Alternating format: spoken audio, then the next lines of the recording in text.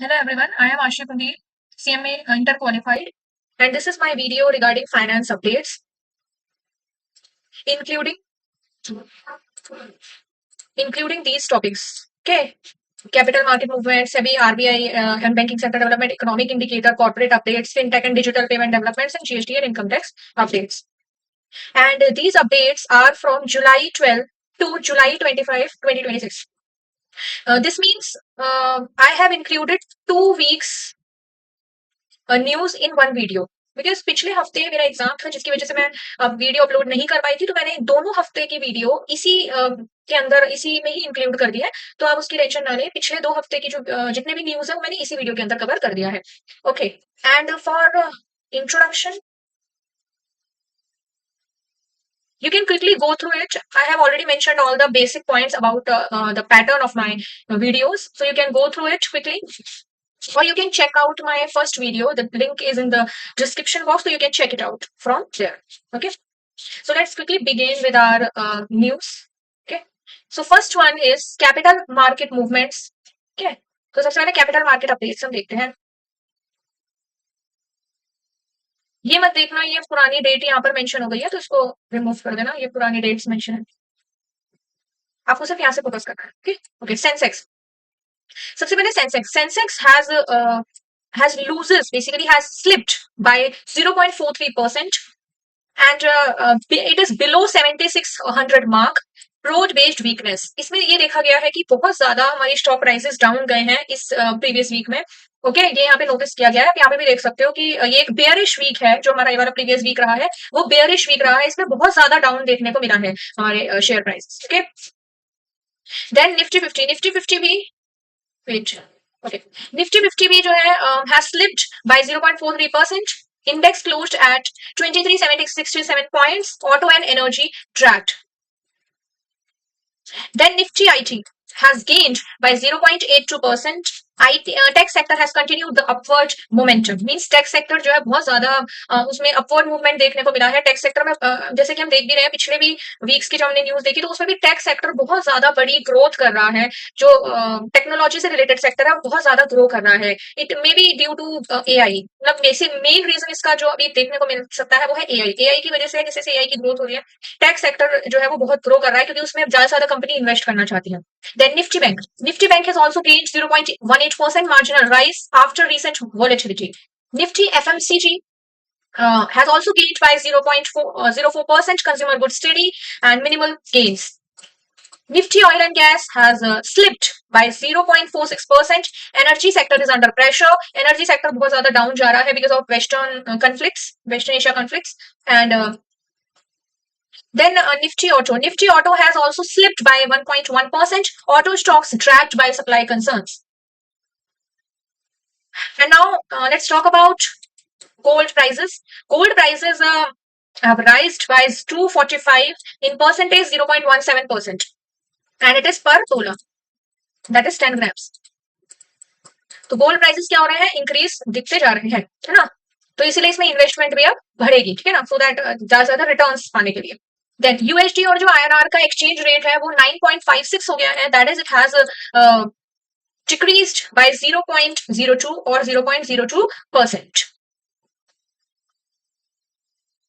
And this is a situation of currency appreciation. इसको क्या बोला जाएगा, करेंसी एप्रिसिएशन मीन्स रूपी has gained against dollar. Okay, so technical terms में आप क्या बोलेंगे, रूपी has gained against dollar. So currency appreciation I have already explained in my first video, so you can refer to it. Okay, so let's quickly summarize whatever we have done. जो 2 weeks को अगर हम compare करें तो एक है bullish week, जो इस सबसे पहला वीक है वो बुलिश वीक था, जो जुलाई 13 से लेके 18 तक का था। फिर उसके बाद बेयरिश वीक आया जुलाई 20 से लेके 24 तक। बुलिश वीक का क्या मतलब होता है, जैसे बुल होता है ना, बुल जो है नीचे से ऊपर की तरफ ऐसे करके अपना वार करता है ना, तो इसका मतलब होता है कि स्टॉक प्राइसेस का इंक्रीज होने के चांसेस हैं, तो वो बुलिश वीक है। ओके, मतलब स्टॉक प्राइस में इंक्रीज देखने को मिला है। एंड बेयरिश वीक का मतलब होता है डाउन ट्रेंड, नीचे की तरफ स्टॉक प्राइसेस का जाना, बेयरिश वीक कहलाता है। तो जैसे है ना, तो यहाँ पे जो अभी प्रीवियस वीक है उसमें डाउन ट्रेंड देखने को मिला है, बेयरिश वीक देखने को मिला है ना, जैसे कि हमने अभी उसमें भी देखा। अब देखते हैं सेक्टर्स इसमें क्या क्या है। आप ये देख सकते हो top gainers and top losers कौन कौन है। देन सेक्टर हाइलाइट्स पे हम मेन फोकस करेंगे। सेक्टर हाइलाइट्स क्या है? जो आईटी सेक्टर है इट हैज गेन 1.96%, वो सबसे ज्यादा ग्रो कर रहा है। रियल एस्टेट है, शिपिंग है, ये सब ग्रो कर रहे हैं। और ऑयल जो है, ऑयल प्राइसेस भी 6% से बढ़े हैं। इन ये मैं बात कर रही हूँ किसकी, 2 वीक्स की मैंने यहाँ पे इंक्लूड किया ना, तो मैं यहाँ पे फर्स्ट वीक की बात कर रही हूँ। ओके, देन और रुपी ये हो गया है। तो बेसिकली ये स्ट्रॉन्ग गेन्स ऑन ऑप्टिमिज्म का वीक रहा है। लेकिन जो हमारा प्रीवियस वीक है, ये टाइम पीरियड के बीच में, उसमें जो है देखने को मिला है डाउन ट्रेंड। आप देख सकते हो सभी में ये लगभग डाउन ट्रेंड सा ही आपको देखने को मिल रहा है। ठीक है, ऑटो में भी बहुत ज्यादा डाउन ट्रेंड देखने को मिला है, फार्मा में भी डाउन ट्रेंड है because of gulf tension. Okay, तो एस्केलेशन की वजह से, गल्फ टेंशन की वजह से ये सब कुछ चेंजेस देखने को मिल रहे हैं। तो धीरे धीरे मार्केट करेक्शन और वीकनेस की तरफ अभी बढ़ती जा रही है market.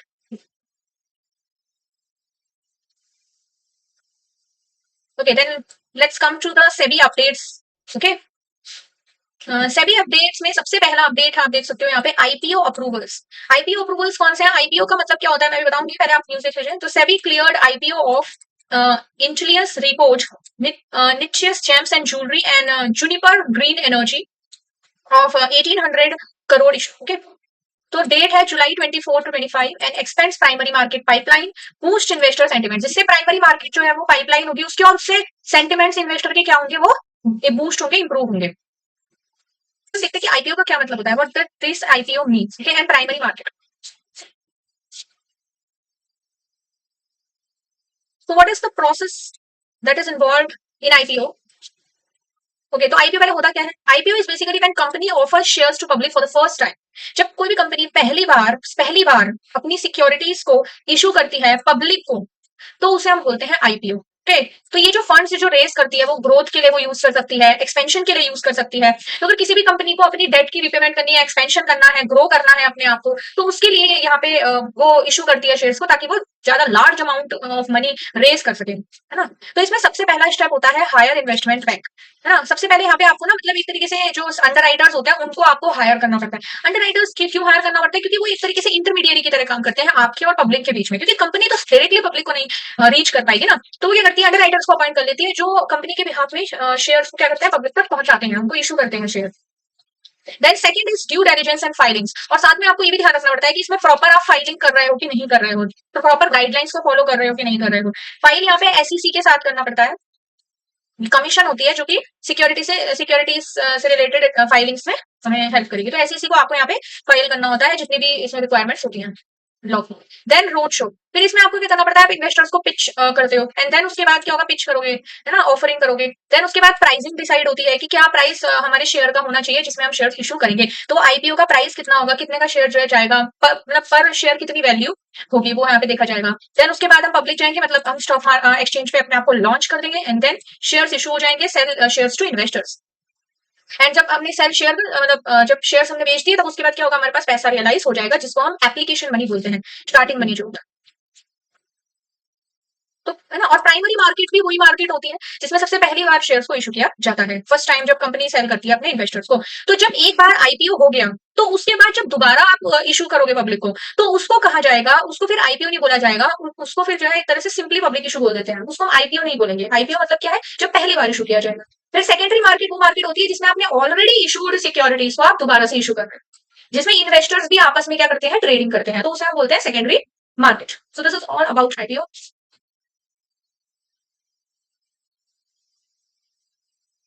Then next is regulatory action. एक रेगुलेटरी एक्शन लिया गया है। Former Axis MF dealer mutual fund dealer Vinesh Joshi barred from 7 years for front running. Front running के लिए 7 साल के जो है वो बार हो गए हैं। कौन हो गए हैं? विनेश जोशी। ठीक है, तो जुलाई 24 में ये हुआ है, and it reinforces SEBI's crackdown on unethical trading practices. So देखते हैं कि इसमें क्या रूलिंग्स हैं।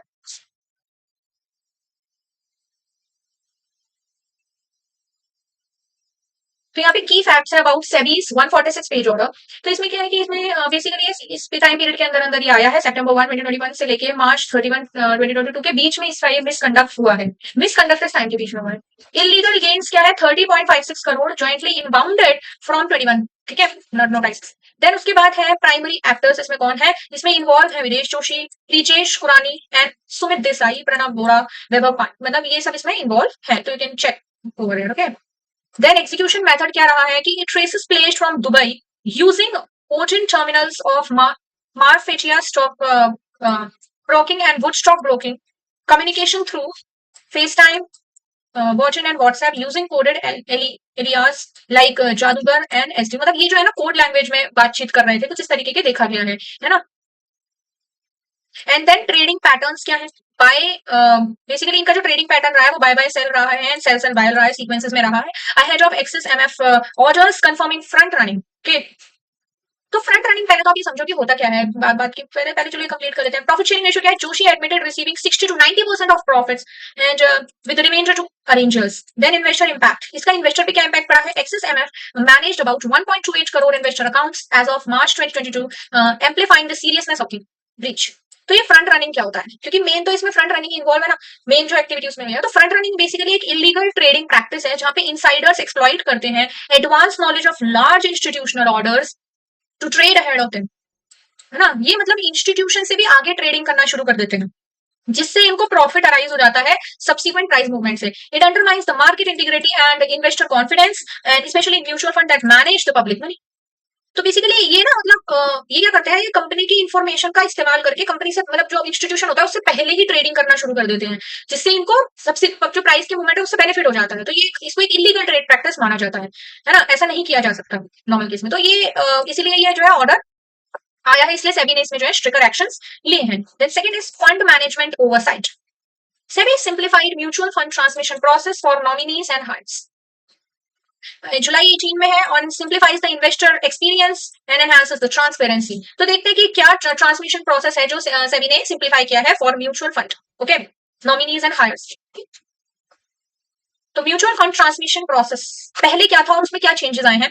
तो पहले क्या होता था, पहले मल्टीपल डॉक्यूमेंट्स चाहिए होते थे, death certificate, indemnity bond, KYC, bank proof submitted physically to each asset management company. अब क्या हुआ है, नए प्रोसेस के अंदर एक सिंगल स्टैंडर्डाइज ट्रांसमिशन फॉर्म होता है, वो सबमिट आप कर दोगे एएमसी को एंड या फिर आरटीए को, जिसको भी जो भी अवेलेबल है उसको आप सबमिट कर दोगे, दो सिंगल में ही काम हो जाएगा, आपको अलग अलग मल्टीपल डॉक्यूमेंट सबमिट करने की जरूरत नहीं पड़ेगी यहाँ पर।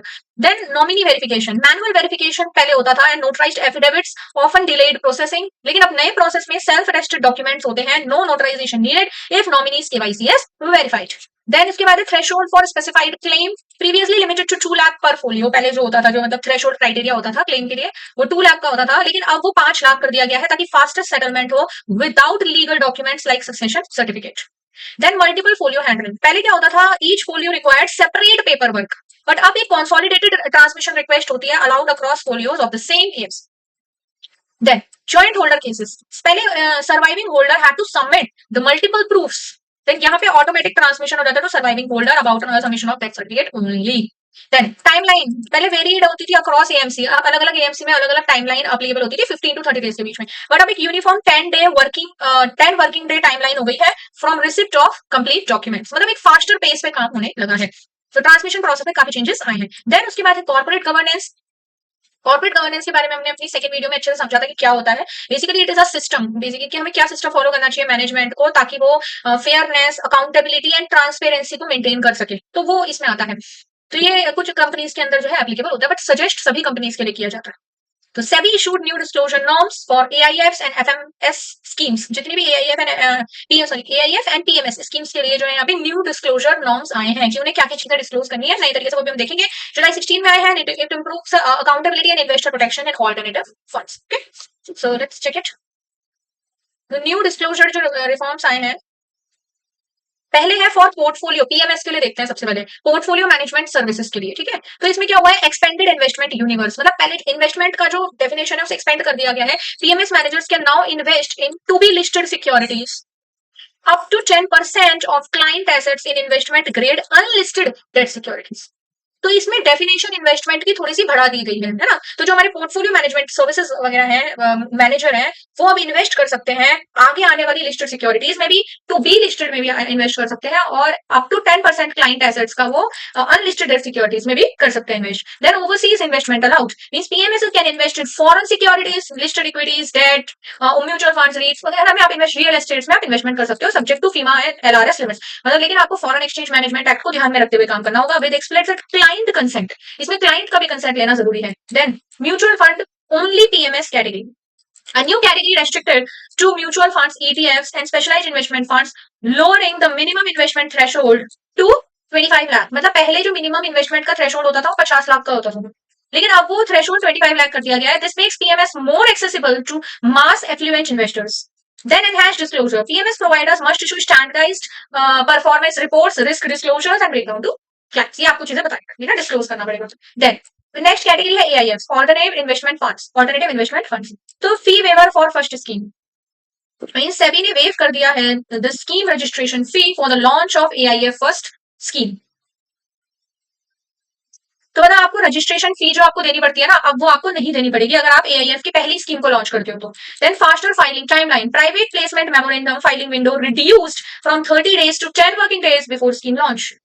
Merchant banker requirement removed. AIF no longer need to file through merchant brokers, reducing compliance cost. क्योंकि बीच में अगर मर्चेंट बैंकर्स भी होते हैं ना, तो उसकी वजह से क्या होता है, कॉस्ट बहुत ज्यादा बढ़ जाती है इशू की, तो आपको करने की आपको जरूरत नहीं है. No longer they are required to do this, तो इसकी वजह से उनकी कॉस्ट भी कम होगी. Then accredited investor exemptions means clear exemptions for accredited investors only funds, easing compliance for large value funds. Master Circular Update consolidates all AIF regulations, including rules on winding up, retention of proceeds, inoperative funds status. Okay, तो ये सब कुछ चीजें जो है नई नई लेकर आई गई हैं. Then last है market discipline. Action against unregistered PM entities, जैसे मतलब PMS जितनी भी एंटिटीज हैं अगर वो अनरजिस्टर्ड है या कोई ड्यू डिजिटल टेक्नोलॉजी डिफॉल्टर्स हैं, उनके बारे में कुछ है अनरजिस्टर्ड के बारे में एक्शन लिया जाएगा, जो स्ट्रेंथन करेगा हमारे फ्रॉड कंप्लायंस एनफोर्समेंट को भी, और हमारी जो फ्रॉडलेंट एक्टिविटीज है वो कर्व भी करने में मदद करेगा. So now you can quickly check the SEBI updates of the past 2 weeks. Okay, IPO approvals. ठीक है, IPO approvals आप देख सकते हैं, which boost the IPO pipeline, and then regulatory action. Vineet Joshi barred for 7 years for front running and crackdown on misconduct. Mutual funds eased mutual fund transmission process for nominees. जिससे transfer आसानी से हो जाएंगे. AIF and PMS norms, new disclosure rules for AIFs and PMS, July 16, and enhances the transparency. And then market discipline, crackdown on unregistered PMS and defaulters, which toughens the compliance. Then next comes RBI and banking sector developments. इसमें क्या है, इसमें RBI ने जो है SBI की recruitment drive शुरू हुई है. एसबीआई ने हायर किया है 1930 circle based officers nationwide. Expands workforce for agile tech driven banking, is strengthening its customer service and digital operations by adding new officers. और बेसिकली वही ऐसा इसलिए किया जा रहा है ताकि हम अपने डिजिटल ऑपरेशंस, ये जो एसबीआई है अपने डिजिटल ऑपरेशंस को और ज्यादा एक्सपेंड कर सके और कस्टमर सर्विस को इंप्रूव कर सके.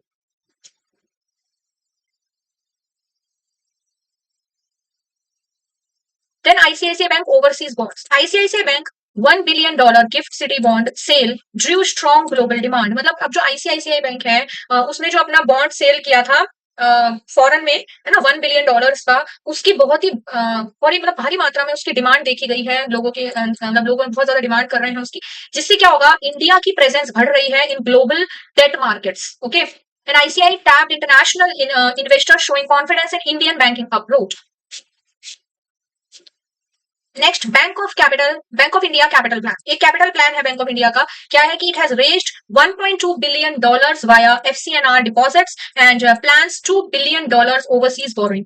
मींस उनका एक डेट एंड इक्विटी का एक स्ट्रक्चर है कि वो उनको कुछ पैसा तो किससे मिल रहा है, डिपॉजिट से मिल रहा है, जो कि फॉरेन जो नॉन रेजिडेंट के अकाउंट्स होते हैं, फॉरेन करेंसी के जो नॉन रेजिडेंट अकाउंट्स होते हैं, उनसे पैसा मिल रहा है.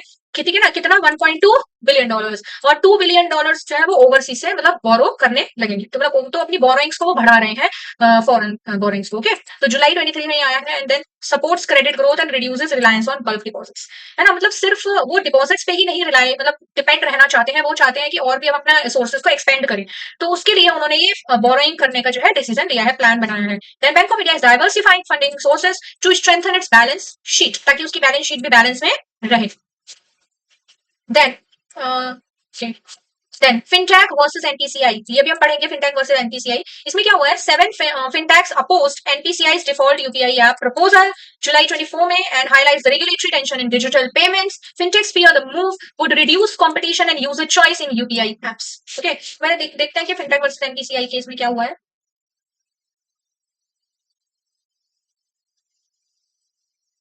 तो इसमें सबसे पहले तो क्या प्रपोजल रखा गया है.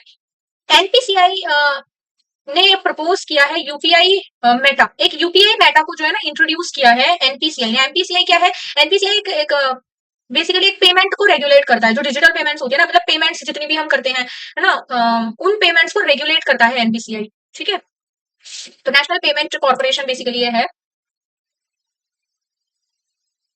तो यूपीआई मेटा इसने एक लॉन्च किया है, जो कि एक टोकनाइजेशन लेयर है, allowing users to save their preferred UPI app directly on merchant platforms like Amazon, Swiggy, Blinkit. Means इसमें क्या होगा, जैसे जब भी आप कोई ऑनलाइन शॉपिंग करते हैं किसी ना किसी भी एप्लीकेशन के थ्रू, है ना, तो जब हम ऑनलाइन शॉपिंग करते हैं तो वहां पे बहुत सारे ऑप्शंस मिलते हैं कि आपको पेमेंट किस ऐप से करनी है, आपको फोन पे से पेमेंट करनी है, गूगल पे से करनी है, पेटीएम, बहुत सारे ऑप्शन मिलते हैं ना।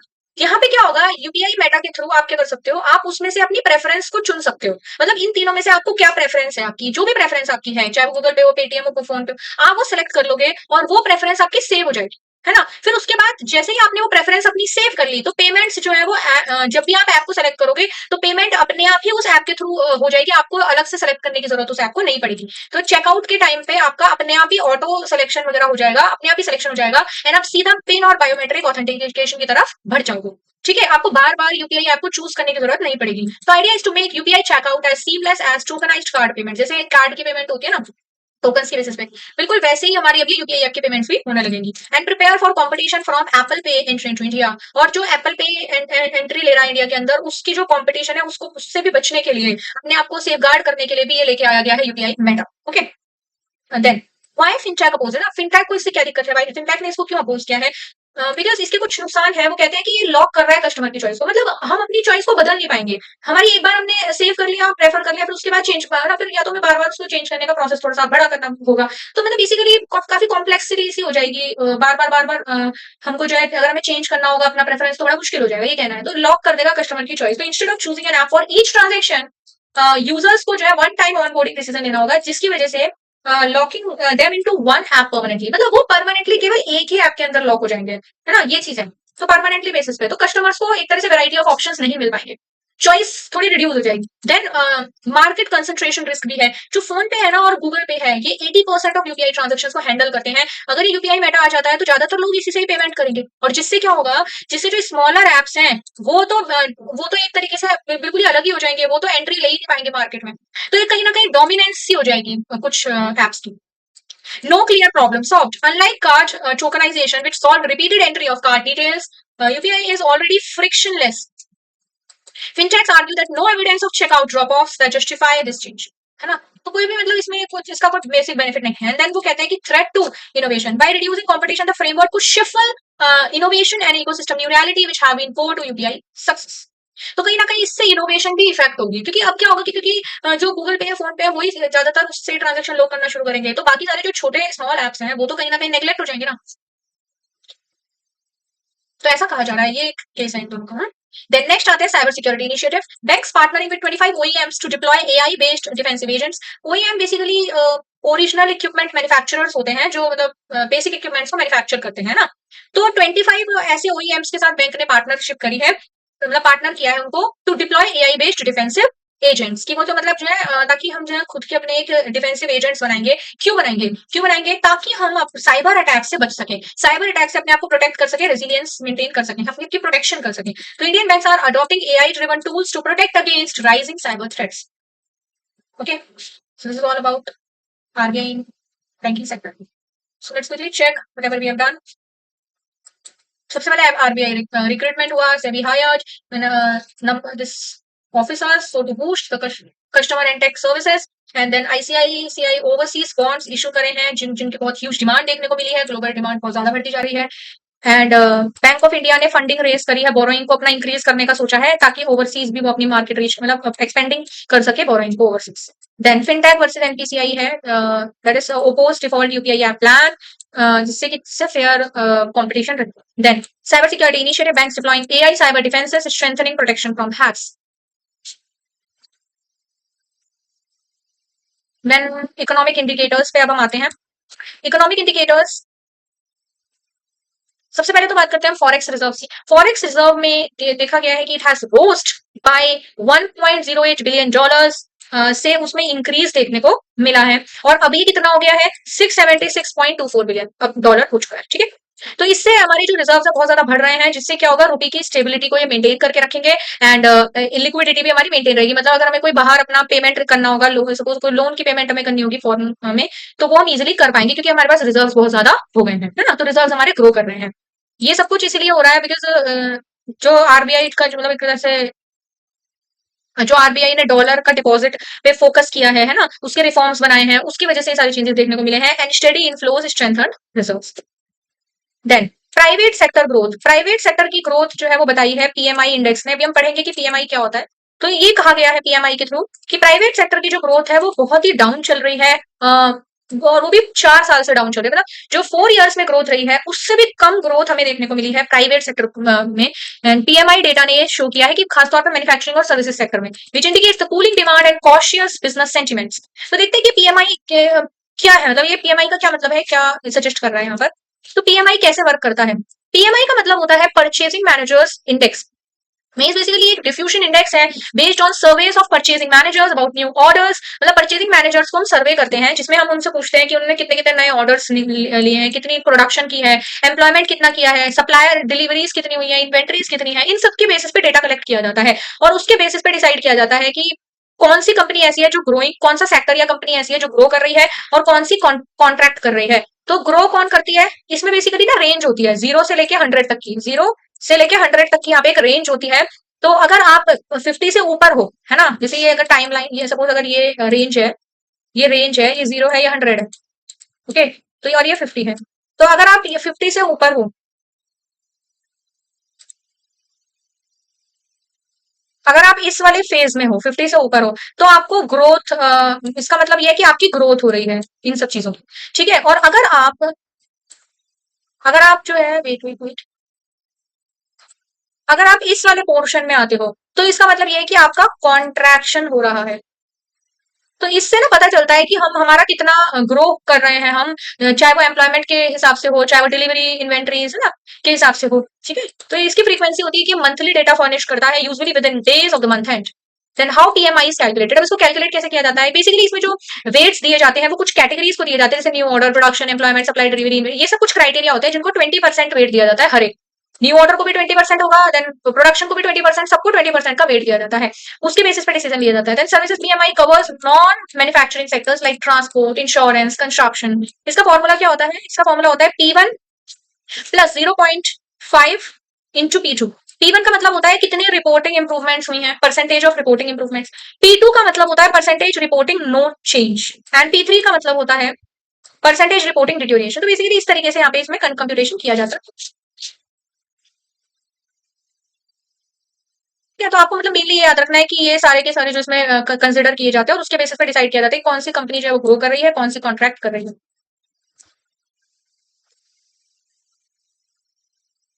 इसके बाद है balance of payment outlook. Balance of payment का क्या मतलब होता है, एक्सपोर्ट और इम्पोर्ट की स्टेटमेंट, कि कितना हमने फॉरेन एक्सचेंज का कितना आउटफ्लो हुआ है, कितना फॉरेन एक्सचेंज का इनफ्लो हुआ है, उसकी एक स्टेटमेंट होती है जिसको हम बैलेंस ऑफ पेमेंट्स बोलते हैं। ठीक है, तो इसमें सरप्लस देखने को मिला है। सरप्लस का क्या मतलब होता है, सरप्लस का मतलब होता है कि हमारे एक्सपोर्ट्स जो हैं वो ज्यादा हो गए हैं हमारे इंपोर्ट से।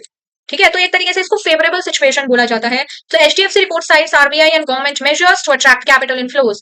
ठीक है, and then could ease pressure on rupee and improve the macro stability. Then comes agriculture prices. Agriculture prices में क्रॉप प्राइसेस जो है वो 3 ईयर हाई देखने को मिले हैं। पिछले 3 साल से ज्यादा क्रॉप प्राइसेस अब देखने को मिल रहे हैं। Heat and global conflicts pushed food cost up. जितने मतलब जैसे हीट और ग्लोबल कंसर्न कन्फ्लिक्ट्स हो रही है ना, उनकी वजह से फूड के प्राइसेस बहुत ज्यादा राइज होते चले जा रहे हैं, जिससे इन्फ्लेशन रिस्क अराइज होने के चांसेस हैं and may affect the consumer spending. Then gold purchases by central banks. Gold जो है ना, बहुत गोल्ड बेसिकली जो ग्लोबल गोल्ड है वो धीरे धीरे बढ़ता जा रहा है उसकी बाइंग। मतलब गोल्ड में लोग इन्वेस्ट करना जो है ज्यादा बढ़ा रहे हैं। Central bank diversifying away from dollar assets. मतलब सेंट्रल बैंक ना अपने पोर्टफोलियो को और डाइवर्स कर रहा है, तो डॉलर एसेट्स के अलावा अब वो गोल्ड में भी इन्वेस्टमेंट करना शुरू कर रहे हैं। तो it reflects global hedging against the currency volatility, क्योंकि क्या हो रहा है कि वेस्टर्न एशिया कन्फ्लिक्ट्स की वजह से करेंसी में बहुत ज्यादा फ्लक्चुएशन आ रही है, तो उससे जो लॉसेस होंगे उसको उससे बचने के लिए, उससे प्रोटेक्शन के लिए हमने ये गोल्ड में भी इन्वेस्टमेंट करना शुरू किया है सेंट्रल बैंक ने। Okay, so this is all about it. फटाफट से इसको हम रिकैप देखते हैं। फॉरेक्स रिजर्व्स जो है they have increased by 1.08 billion dollars और अब ये कितने हो चुके हैं 76.24 billion. Rising reserves boost stability. Private sector growth जो है वो बहुत कम देखी गई है, स्लो डाउन आ रहा है बिजनेस एक्टिविटी में। बैलेंस ऑफ पेमेंट आउटलुक्स में सरप्लस देखा गया है ना, एक्सटर्नल पोजीशन की वजह से। एग्रीकल्चर प्राइसेस बहुत हाई होते जा रहे हैं, इन्फ्लेशन की प्रॉब्लम्स राइज हो सकती हैं and central bank gold buying बढ़ती चली जा रही है क्यों, क्योंकि वो हेजिंग करना चाहते हैं against currency risk. Then next is corporate updates. Okay, corporate updates हम देखेंगे। इसमें पहला है अमेजॉन मेटा अल्फाबेट को लेकर जुलाई 24 में Moody bonds unprecedented AI spending में strain credit quality. Tech giants massive AI investments could pressure balance sheets, क्योंकि अगर आप खुद ही सोचो जब एआई में हम बहुत ज्यादा इन्वेस्टमेंट करेंगे तो उससे हमारी लिक्विडिटी भी तो डाउन जाएगी ना, और अगर हमारी लिक्विडिटी डाउन जाएगी तो अगर हमारी कोई लाइबिलिटी अराइज होगी तो हम उसको पे नहीं कर पाएंगे, तो क्रेडिट वर्दीनेस कहीं ना कहीं हमारी डाउन हो जाएगी, हमारा जो लॉन्ग टर्म डेट की सस्टेनेबिलिटी है वो कहीं ना कहीं अफेक्ट इससे हो जाएगी। तो इसके बारे में यहाँ पे हमने मेंशन किया हुआ है। एक मूडीज की फाइंडिंग्स देखने को मिली है, जुलाई की जो रिपोर्ट आई है उनकी। तो मूडी जुलाई 2026 रिपोर्ट आई है, इसमें क्या हुआ है, combined AI infrastructure spending by 6 hyperscalers will reach $785 billion in 2026, rising to $1 trillion approximately in 2027। तो बहुत ज्यादा एआई इंफ्रास्ट्रक्चर में स्पेंडिंग बढ़ती चली जा रही है। तो shift in business model, tech giants are moving from asset light to asset heavy models. Asset light models कौन से होते हैं, जैसे सॉफ्टवेयर है, आईपी है, तो अब हम उससे शिफ्ट होके एसेट हैवी मॉडल्स की तरफ जा रहे हैं, मतलब data centres, chips, cooling power, ये सब। ठीक है, this breaks Silicon Valley decades long formula of high margins and low capacity, low capital intensity. फिर है debt and financing. Direct debt across the six firms has reached $460 billion approximately, and Alphabet announced an $85 billion equity sale to fund expansion. Lease commitments for data centers, $1.2 trillion with $820 billion tied to centers still under construction. And cash flow pressure भी आ रहा है, Alphabet post negative cash flow for the first time since its 2004 IPO as capex exceeded the flows। तो मतलब basically यहाँ पे हम इतना ज्यादा इन्वेस्टमेंट होता जा रहा है एआई में कि कैश फ्लोज नेगेटिव आते जा रहे हैं, जिसकी वजह से कहीं ना कहीं रीपेमेंट जो होती है, हमें जो अपने लोन की रीपेमेंट करनी होती है वो भी अफेक्ट होती जा रही है, क्योंकि लिक्विडिटी हमारी इंपैक्ट हो रही है इससे।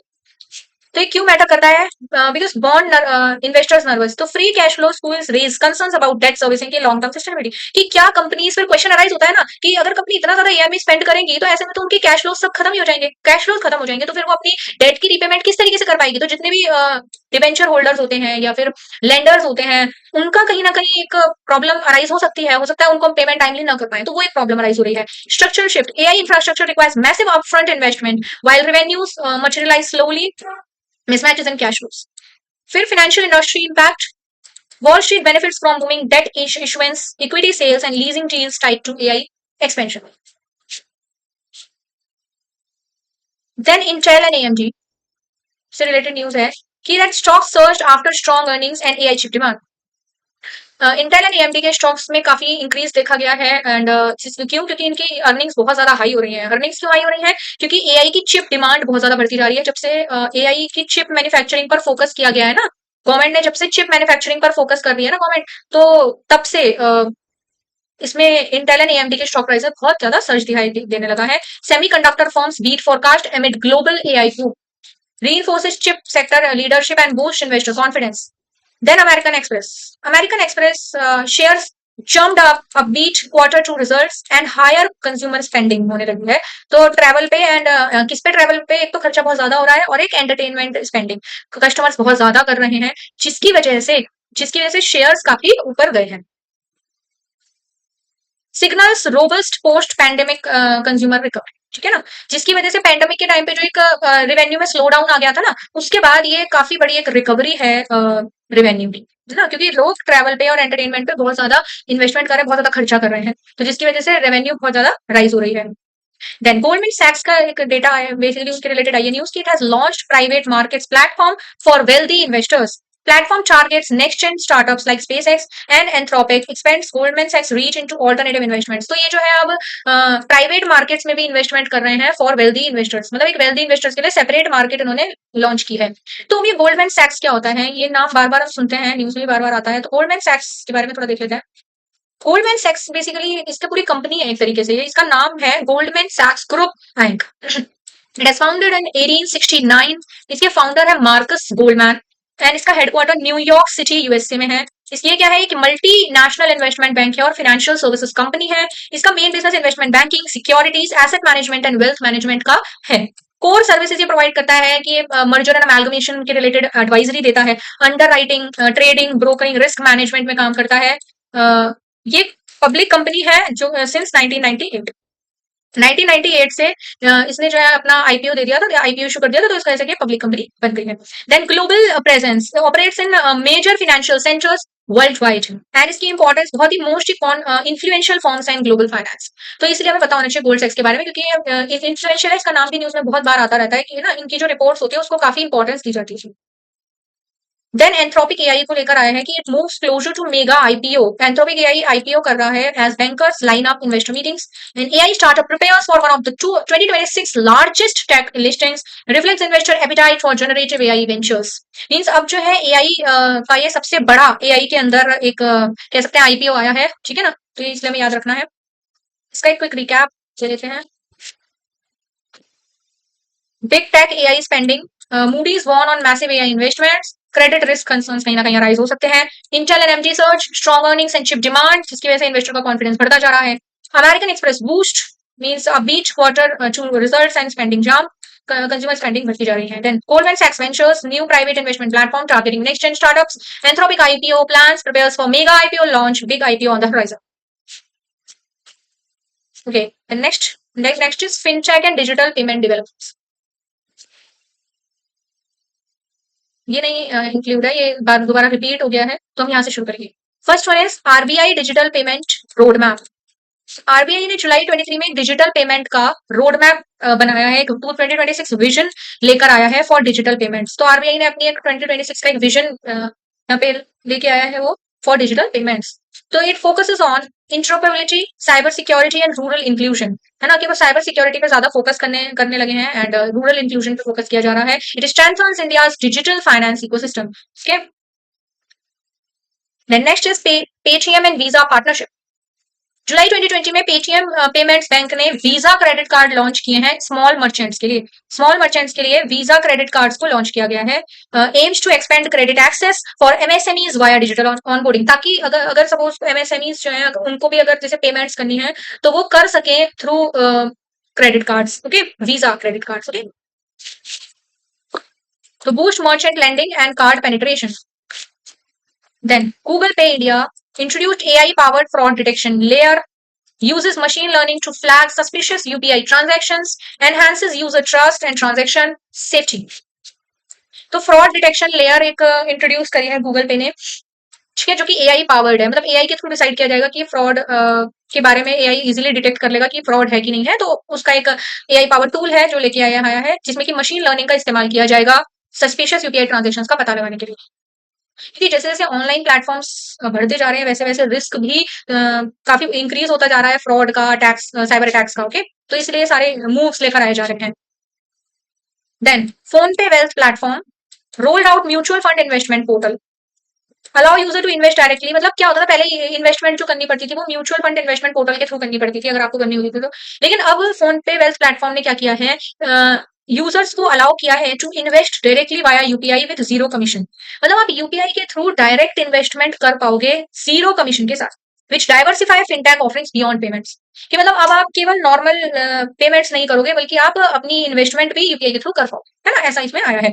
तो आगे बढ़ने से पहले हम ये देख लेते हैं कि जो ये पेमेंट बैंक है उसने जो वीजा क्रेडिट कार्ड लॉन्च किया उसके बारे में थोड़ा सा चेक कर लेते हैं, ठीक है। तो इसमें टारगेट ऑडियंस कौन है वीजा क्रेडिट कार्ड में, small merchant, shopkeepers, MSMEs. Okay, digital onboarding, merchants can apply and get approved entirely online via Paytm's platform, provides working capital flexibility, helping MSMEs manage cash flows and business expenses, and integration with UPI and Paytm ecosystem. Cards can be linked with Paytm app. आपने इन cards को अपने Paytm app के साथ आप link कर सकते हो for seamless payments, billings and expense tracking. Global acceptance, मतलब इनकी केवल इंडिया में ही नहीं पूरे ग्लोबल में, मतलब पूरे ग्लोब में क्या होगी इनकी एक्सेप्टेंस होगी। They are accepted worldwide, giving MSMEs access to international transactions, rewards and benefits, tailored cashback and rewards on business related spends, utilities, supplies, fuel etcetera. And okay, quick recap देखते हैं। RBI unveils digital payment vision 2026, focus on interoperability and rural inclusion, ताकि एक ecosystem हमारा strengthen हो सके। Then Paytm ने launch किया है वीजा क्रेडिट कार्ड, जिसके बारे में अभी देखा, expanding credit for small merchants, boosting MSME lending. Google Pay adds AI fraud detection layer, new safety measures for UPI transactions, enhancing security. PhonePe launches mutual fund platform, direct investment with zero commission, expanding wealth services. Okay, let's now come to GST updates. First one is extension of appeal application deadline. Appeal की जो time limit थी उसको extend कर दिया गया है। Ministry of Finance extended the last date for filing appeal and application from 30th June 2026 to 31st July 2026। मतलब time limit extend कर दी गई है। Give taxpayers the extra time to file pending appeals and related applications. Next GSTN advisory आई है। Goods and services GST मतलब जो goods and services tax का नेटवर्क होता है, उसने एडवाइजरी जारी करी है on aggregate annual turnover amendment, okay, जिसको हम शॉर्ट में बोलते हैं आटो करके बोलते हैं इसको, ठीक है ना। तो इसके बारे में हम देखेंगे। तो GSTN issued an advisory on revised timeline for aggregate annual turnover amendment on 1st July 2026, affects registration and compliance data accuracy. इसके बारे में देखते हैं कि क्या है इसका मतलब। GSTN advisory on aggregate annual turnover auto amendment. पहले तो आटो क्या है, ये बेसिकली टोटल एनुअल टर्नओवर होता है हमारा अक्रॉस ऑल जीएसटीआईएन। मतलब जितने भी आपने अगर अपने सेम पेन के अंदर जितने भी जीएसटीआईएन आपने ले रखे हैं, जीएसटीएन नंबर आपने ले रखे हैं एक ही पेन के अंदर, ठीक है, उनका एक टोटल एनुअल टर्नओवर निकाल लिया जाता है, जिसको हम आटो बोलते हैं, ठीक है ना। एग्रीगेट एनुअल टर्नओवर, एग्रीगेट मतलब क्या है, टोटल बेसिस पे, कंसोलिडेटेड बेसिस पे सारे जीएसटीएन जो एक पेन के अंदर ऑपरेट कर रहे हैं उनका एक तरीके से एक टर्नओवर ये होता है, ठीक है ना। उनको सबको मिला के इकट्ठे टर्नओवर यहाँ पे देखा जाता है, तो उसे हम एग्रीगेट एनुअल टर्नओवर बोलते हैं। रिवाइज्ड अमेंडमेंट विंडो जो है वो 1st जुलाई से लेकर 31st जुलाई तक आई है for 25-26 financial year. Why the change was made?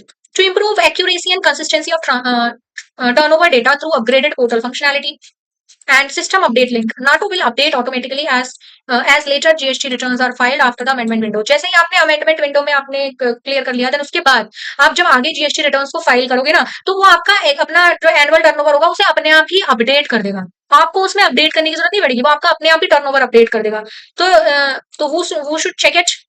Taxpayer जिनका मल्टीपल जीएसटीएन होती है वन पैन के अंदर, उन्हीं को चेक करना है, और बिजनेसेस जहाँ पे टर्नओवर डेटा को हमें मैच करना होता है विद पोर्टल रिकॉर्ड्स। बेसिकली इसका मेजर ये इससे क्या होता है ना, हम बिजनेसेस को ये पता चल जाता है कि हमारे रिकॉर्ड्स में जो हमारा टर्नओवर है और जो हमने पोर्टल पे अपना टर्नओवर डाला है उसमें जो मिसमैच आ रहा है उसके बारे में पता चल जाता है, जिससे आप उसको करेक्ट कर सकते हो।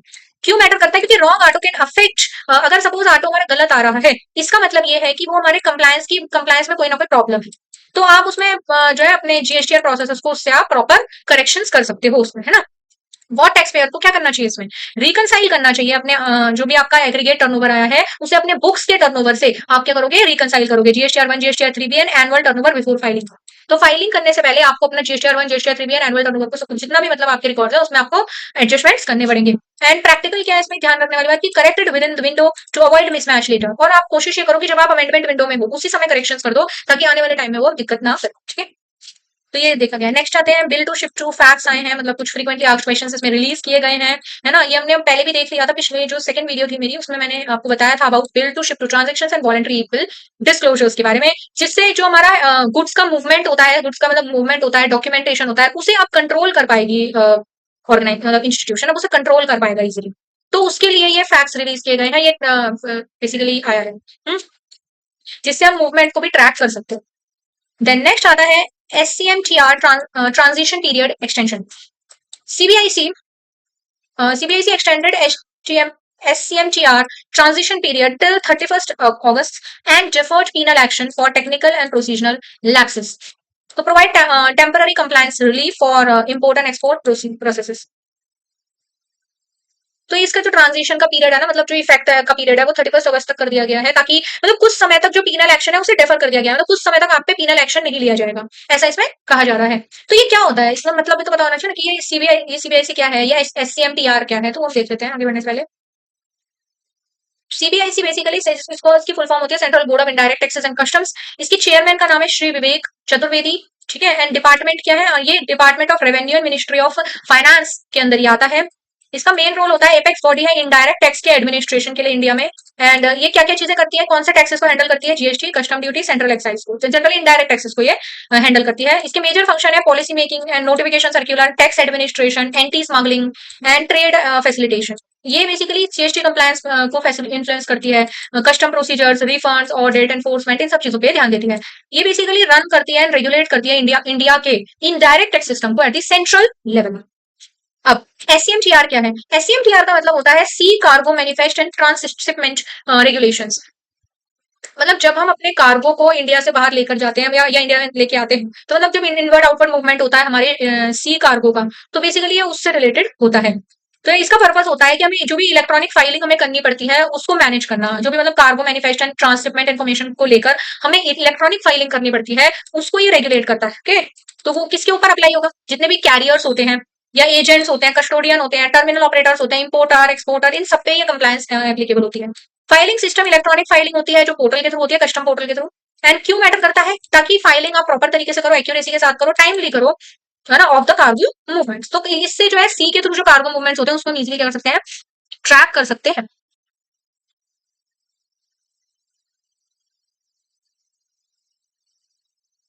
Then GST amendment order communication ruling. Supreme Court held that uploading a GST assessment order on the GST portal is well edge communication if the taxpayer does not pursue statutory appeal। मतलब देखो, अगर इसीलिए ना आपको अपने portal पे बहुत active रहने की जरूरत होती है। तो अगर आपके पोर्टल पे जीएसटी का एक असेसमेंट ऑर्डर भी आया है ना, तो उसे भी हम अपना एक वैलिड कम्युनिकेशन मानते हैं। ठीक है, तो इसलिए टैक्स पेयर को प्रॉपर तरीके से अपने पोर्टल को रेगुलरली विजिट करना है, पोर्टल पे पोर्टल अपलोड जो भी हो रहे हैं उनको प्रॉपर देखना है एज सर्विस ऑफ ऑर्डर। तो अगर सपोज कोई जीएसटी असेसमेंट ऑर्डर भी निकल के आया है, वो भी एक प्रॉपर कम्युनिकेशन माना जाता है। ओके, तो अगर आप सपोज कोई अपील नहीं कर रहे हो, तो है ना, अगर आपने अपील कर रखी है तो that will be not that relevant. पर अपील अगर आपने नहीं कर रखी है, ऐसे केस में अगर आपको कोई जीएसटी असेसमेंट ऑर्डर मिलता है तो उस पर भी आपको फोकस करना है, that is also valid communication. Okay, तो इसलिए आपको अपने पोर्टल पे एकदम एक्टिव रहना चाहिए। तो देखते हैं शॉर्ट में क्या है। लास्ट डे एक्सटेंशन कर दी गई है अपील के रिलेटेड, एक्सटेंशन बढ़ा दी गई है, 31 जुलाई कर दी गई है ना। And auto amendment advisory timeline for turnover update issued and registrations को, ताकि एक्यूरेट रजिस्ट्रेशंस हो सके। Then bill to shift to facts आ गए हैं, रिलीज हो गए हैं गुड्स मूवमेंट को लेकर। तो आप अपनी नॉलेज, आप जो है उन फैक्ट्स को देख सकते हो, जिससे आपको क्लैरिटी हो जाएगी उन प्रोविजंस के बारे में। Then SC MTR transition relief, means transition period अब 31 अगस्त तक, मतलब तब तक कोई भी पीनल एक्शन नहीं लिया जाएगा, तो एक तरह से कंप्लायंस रिलीफ है। Then GST order upload ruling. SC upholds portal notification valid with expanding the wealth services. Okay, let's come to the next one, that is income tax updates. Okay, income tax updates में क्या है? इसमें mainly जो ये शुरू के 3 updates हैं जो मैंने आपको स्क्रीन पे दिखा रही हूँ, 1 2 3, ये तीनों ही आईटीआर की यूटिलिटी से रिलेटेड है, कि आईटीआर की नई यूटिलिटी लेके आई गई है। आईटीआर 3 की भी आ गई है, आईटीआर 2 की भी आ गई है, 1 की भी आ गई है और 4 की भी आ गई है, ऑफलाइन यूटिलिटीज, जिससे टैक्स पेयर अपना टाइमली बेसिस पे रिटर्न को फाइल कर सके। ओके, तो उनके लिए सबके लिए आ गई है, तो है ना। एंड तो एक बार फटाफट से आपको पता होना चाहिए आईटीआर के बारे में कि इनमें क्या किस किस पे ये एप्लीकेबल होता है। तो फिर हम उस पर देख लेते हैं एक बार। ITR forms, first one is ITR 1। ITR 1 को सहज भी बोला जाता है। ये रेजिडेंट इंडिविजुअल के लिए होता है जिनकी total income up to 50 lakh होती है, एंड इनकी इनकम में सैलरी, 1 हाउस प्रॉपर्टी, 1 और 2 house property and other sources and agriculture income up to 5000 and limited LTCG under 112A। तो ये सारी इनकम इसमें कवर होती है। आईटीआर 2 बेसिकली वो इंडिविजुअल एचयूएफ फाइल करते हैं, इसमें एचयूएफ भी आ जाते हैं। ये वो होते हैं जिनकी कोई पीजीबीपी इनकम नहीं है ना, बाकी इनकम हो सकती है, salary, pension, capital gain, multiple house property, foreign asset income है, या आपकी अगर कोई अदर सोर्सेस इनकम है वो हो सकती है, बट पीजीबीपी इनकम नहीं होनी चाहिए इसके। ठीक है, पीजीबीपी इनकम इसके अंदर नहीं आएगी, मतलब जो प्रॉफिट फ्रॉम जो बिजनेस से जो आपको प्रॉफिट्स अराइज होते हैं वो इसका पार्ट नहीं होते। ठीक है, देन आईटीआर 3 में पीजीबीपी आता है। पीजीबीपी का मतलब क्या है? Profit and gains from business and profession, तो वो इसमें आते हैं। मींस अगर कोई इंडिविजुअल एचयूएफ है जिनकी इनकम बिजनेस या प्रोफेशन से हो रही है, तो आईटीआर 3 फाइलिंग करते हैं। बिजनेस इनकम है, प्रोफेशनल इनकम है, पार्टनरशिप इनकम है, along with other applicable incomes. Then ITR 4, ITR 4 को सुगम कहा जाता है। ये रेजिडेंट इंडिविजुअल एचयूएफ फर्म्स, मतलब इसमें एक फर्म्स भी आ गई, फर्म्स के लिए भी होता है, लेकिन हाँ एलएलपी इसमें नहीं आती, मतलब जो लिमिटेड लाइबिलिटी पार्टनरशिप होती है वो इसमें नहीं आएगी। उसके अलावा पार्टनरशिप फर्म्स इसमें आ जाएगी नॉर्मल, जिनकी प्रिजम्पटिव इनकम होती है। तो जिन बिजनेस प्रोफेशन जो कि 44 एडी 44 एडीए के अंदर होते हैं, जिनकी total income up to 50 lakh तक, मतलब इसमें क्या होता है ना, इसमें फिक्स टर्नओवर लिमिट होती है कि इतने परसेंटेज पे आपको टैक्स की पेमेंट करनी होगी। ठीक है ना, तो वो एक फिक्स टर्नओवर मतलब परसेंटेज के बेसिस पे पेमेंट करनी होती है, तो उन्हें हम प्रिजम्पटिव इनकम बोलते हैं। ठीक है, तो ये उनके लिए है। फिर ITR 5 firms, एलएलपीज, AOP, BOI, AJP, cooperative societies and other entities के लिए होता है। मतलब जो एंटिटीज यहाँ ऊपर कवर अप नहीं हो पाती है ना, वो एंटिटीज आईटीआर 5 में कवर हो जाती है। तो business and other income is applicable to non individual entities. Then ITR 6 is for companies, मतलब जो नॉर्मल कंपनीज होती है उनको आईटीआर 6 की फाइलिंग करनी पड़ती है, corporate income and applicable business professional income. ITR 7 होती है, ये भी कंपनी के लिए होता है, लेकिन इसमें वो कंपनी आती है जो चैरिटेबल ऑर्गेनाइजेशन होती है ना, जनरली वो इसमें आती है। चैरिटेबल एंड रिलीजियस इंस्टीट्यूशन है, या कोई पॉलिटिकल बॉडी है, रिसर्च एसोसिएशन है, यूनिवर्सिटी है, या कोई और स्पेसिफिक एंटिटी है, वो इसमें आती है। देन इसके बाद एक और है हमारी न्यूज, दैट इज अपडेटेड। जो अपडेटेड रिटर्न होता है ना, उसकी भी यूटिलिटी यहाँ पर आई है। अपडेटेड रिटर्न, अब आप उसकी टाइमली बेसिस पे आप फाइल कर सकते हो। तो अपडेटेड रिटर्न क्या होता, क्या है के प्रोविजंस यहाँ पे मेंशन है। अपडेटेड रिटर्न पहले यह है कि any person was filed an original belated और revised return can file an updated return. Updated return कौन फाइल कर सकता है? जिसने कोई ओरिजिनल या बिलेटेड या फिर रिवाइज्ड रिटर्न को फाइल किया है, वही अपडेटेड रिटर्न को फाइल कर सकता है। किस आईटीआर के अंदर करोगे? बेसिकली इसका आईटीआर यू होता है, ठीक है ना, उसके अंदर आप इसको फाइलिंग करते हो। एंड इसकी टाइम लिमिट होती है with in 24 months from end of the relevant assessment year. आपका जो भी असेसमेंट ईयर है उसके 24 मंथ्स के अंदर अंदर, मतलब एक साल, मतलब सॉरी 2 इयर्स के अंदर अंदर आपको ये फाइलिंग करनी पड़ती है, अपडेटेड रिटर्न, ठीक है, from the relevant assessment year. Applicable form ITR you होता है अलॉन्ग विद आईटीआर 1 to 7। मतलब जो भी जो आपने अपना ओरिजिनल रिटर्न फाइलिंग की होगी, तो उसमें आपने 1 to 7 के बीच में कोई आईटीआर फाइल किया होगा, उसके साथ साथ आपको आईटीआर यू भी फाइल करना पड़ेगा फॉर अपडेटेड रिटर्न। देन कौन कौन से केसेस आ सकते हैं इसमें? अगर आपकी कोई इनकम है जो आपने इंक्लूड नहीं करी, ओमिट हो गई, या कोई रॉन्ग इनकम आपने रिपोर्ट कर दी, रॉन्ग हेड ऑफ इनकम को चूज कर लिया, हो जाती है ना कभी कभी गलती की, हमने कि हमें इनकम को, सपोज कोई इनकम केजीबी में आनी थी, हमने उसे गलती से अदर सोर्सेज में डाल दिया, तो वो है। या reduction of carry forward losses है, या रिडक्शन, या फिर कोई भी रिडक्शन ऑफ अनएब्सॉर्ब डेप्रिसिएशन है, रिडक्शन ऑफ टैक्स क्रेडिट है, उसके लिए आप कर सकते हो। लेकिन कुछ चीजों के लिए परमिटेड नहीं होता है, मतलब cannot be file to declare a loss increase है, मतलब, लेकिन हाँ, आप अपनी इसमें टैक्स लाइबिलिटी को रिड्यूस नहीं कर सकते, रिफंड नहीं इंक्रीज कर सकते, लॉस डिक्लेयर नहीं, ठीक है। इसमें एडिशनल टैक्स आपको पे करना होता है अगर आप टाइमली बेसिस पे नहीं इसको फाइल करते हो, तो 25% ऑफ टैक्स प्लस इंटरेस्ट। अगर आप 12 मंथ्स के अंदर अंदर फाइल कर देते हो तो 25% ऑफ टैक्स प्लस इंटरेस्ट आपको देना पड़ेगा। अगर आपको 12 अगर आपको 2 साल का समय लगभग लग जाता है, तो ऐसे केस में 50% आपका जो है यहाँ पे आपको टैक्स पे करना पड़ता है, एडिशनल टैक्स पेमेंट की करनी पड़ती है अगर आपने इस टाइम लिमिट को आप क्रॉस कर जाते हो। This is all about updated returns. तो in short you can check here, ये वही चीजें हैं, ऑफलाइन यूटिलिटीज आई हैं, एक्सेल टूल्स आए हैं, आईटीआर 2, 1, 4 इन सब के लिए, अपडेटेड रिटर्न के लिए आए हैं ना, क्या भी देख लीजिए। This is all about it. और मैं आपको से एक टास्क दे रही हूँ कि आप जितने भी, मतलब जैसे मैं जो भी न्यूज बताती हूँ ना, उसमें जितनी भी कंपनीज के बारे में मैं आपको यहाँ पे एक्सप्लेन करती हूँ, है ना, जिन भी कंपनीज के बारे में यहाँ पे बात होती है, उनके जितने भी जो भी सीईओ हैं, कुछ पे सीईओ होते हैं, कुछ के, या कुछ में चेयरमैन होते हैं, है ना, तो जो भी उस पर्टिकुलर कंपनी में एप्लीकेबल है, आप उनको जो है सर्च करो, ठीक है, कि उनके सीईओ कौन है, उनके तो उससे क्या होगा, उसको आपको भी आपकी क्यूरियोसिटी बढ़ेगी चीजों को सीखने की। So with this let's end up this session. We will meet on next Sunday or on Monday. Okay. Okay. Thank you so much for watching my video.